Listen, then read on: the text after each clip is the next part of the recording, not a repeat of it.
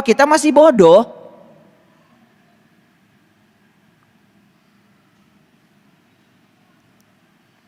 Berarti yang menipu kita lebih pintar dari kita. Buktinya kita masih tertipu. Makanya orang bodoh itu makanannya orang pintar. Orang pintar makanannya orang licik. Orang licik makanannya orang jahat. Nah, pesan saya, kita jangan masuk dari 4 kelompok itu. Bodoh jangan. Pintar jangan. Licik apalagi. Jahat komo. Keluar dari semua kelompok itu. Jadilah orang baik. Yang baik dari kesadaranmu sendiri. Bukan baik karena ingin dipandang baik.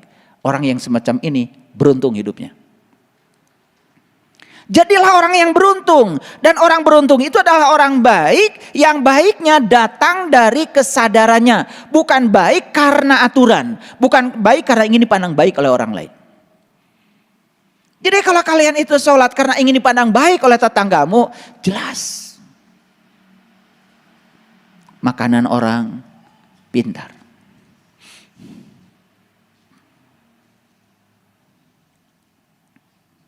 Sepanjang kita bodoh akan menjadi makanan orang pintar. Bagaimana kalau kita pintar akan jadi makanan orang licik? Bagaimana kalau kita licik akan jadi makanan orang jahat? Oleh karena itu kita tidak usah makan-memakan. Jadilah orang baik yang datang dari kesadaran pribadi kita. Kalau kita menjadi baik karena kesadaran pribadi, jelas kita tidak akan bisa dipermainkan orang. Berarti saat itu kita akan menarik diri dari gelar boneka kita. Paham sampai di sini boneka? Lanjut dulu. Nah, dalam bahasa Portugis ternyata boneka itu adalah boneca. Sejenis mainan yang dapat berbentuk macam-macam, bisa berbentuk manusia, bisa berbentuk hewan atau tokoh-tokoh fiksi. Makanya sekarang ini kan banyak sekali Upin Ipin. Betul? Banyak sekali. Iron Man, Batman, betul? Superman, macam-macam. Bahkan merchandise-nya itu udah luar biasa.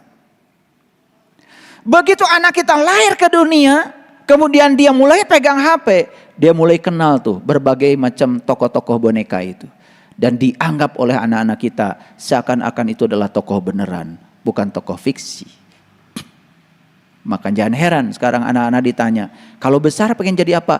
Pengen jadi Batman. Kalau kamu besar pengen jadi apa? Pengen jadi Iron Man. Betul? Jangan heran kita yang ngajarin.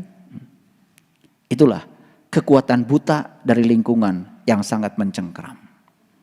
Hampir tidak ada ruang bagi anak-anak kita yang terlahir ke semesta ini untuk menjadi diri mereka sendiri. Yuk kita buktikan sekarang. Nah, sekarang kembali lagi dulu pada istilah boneka. Jadi boneka itu hanya mainan. Jadinya boneka itu dipermainkan. Hanya mainan. Nah, apakah kita ini hanya mainan? Apakah kita bisa dipermainkan? Ya tergantung kita. Mau apa tidak dipermainkan. Karena banyak orang yang mau dan mengizinkan dirinya dipermainkan. Dipermainkan orang. Karena kita sering mengizinkan menjadi orang. Setuju?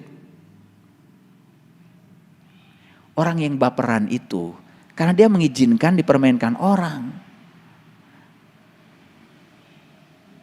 Masih suka baperan? Tersinggungan.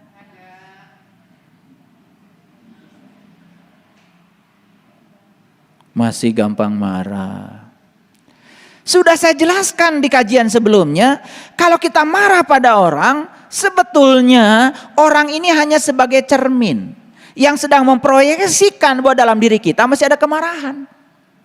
Makanya kita harusnya ketika ada orang yang memancing kemarahan kita, harusnya kan berterima kasih pada orang. Kalau kita masih marah, berarti orang ini sedang ridho, dipakai menjadi cermin untuk berkaca bahwa dalam diri kita masih ada kemarahan.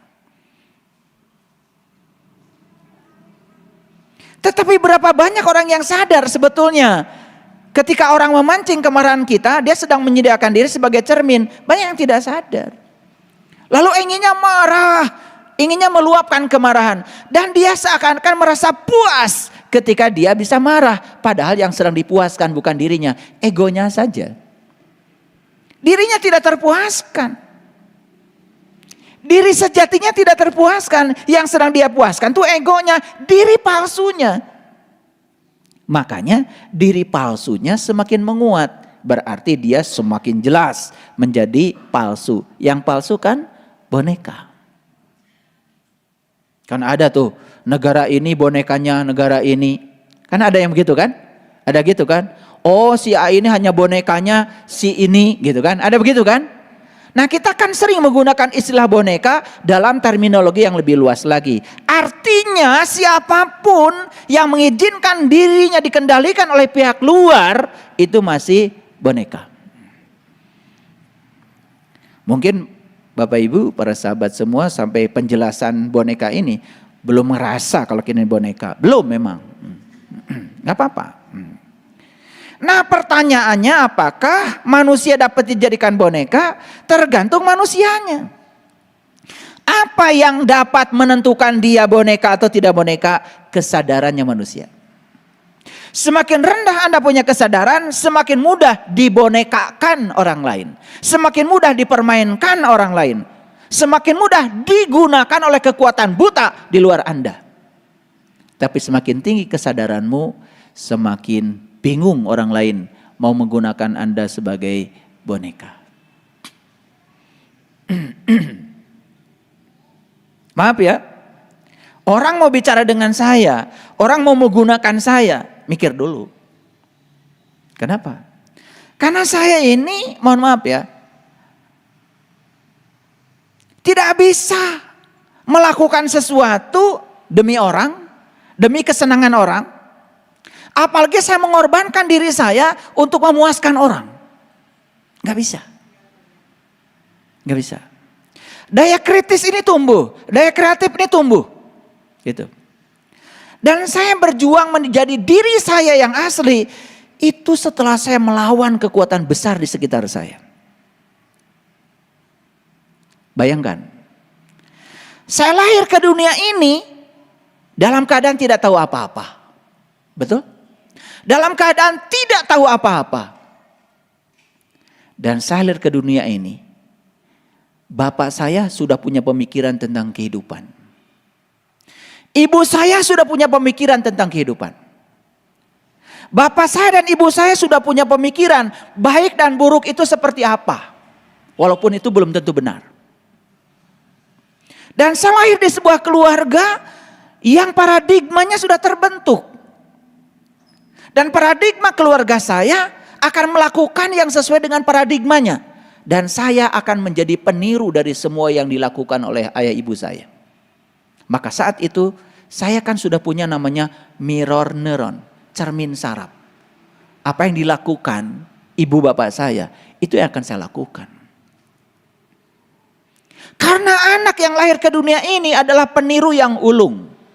Makanya hati-hati ketika anak, walaupun dia kecil, dia sebetulnya memiliki memori yang sangat cerdas.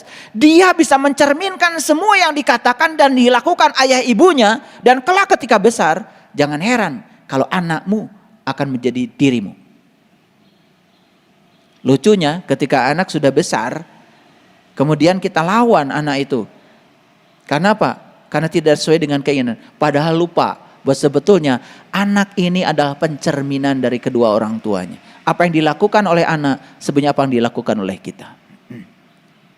Sekarang saya mau tanya, berapa kali kita bicara sama anak kalau hidup itu susah dan penuh perjuangan? Berapa kali kita membicarakan itu? Ketika anak merengek-rengek minta jajan, nah hidup itu susah dan perlu perjuangan. Besok anak minta jajan lagi, nah cari uang itu susah. Lihat ayahmu pergi pagi pulang sore. Terus saja dihantarkan kata-kata itu. Lama kelamaan jadi paradigma dalam anak kita. Apa yang terjadi? anak kita ketika besar betul-betul mencari uangnya susah dan penuh perjuangan. Kenapa?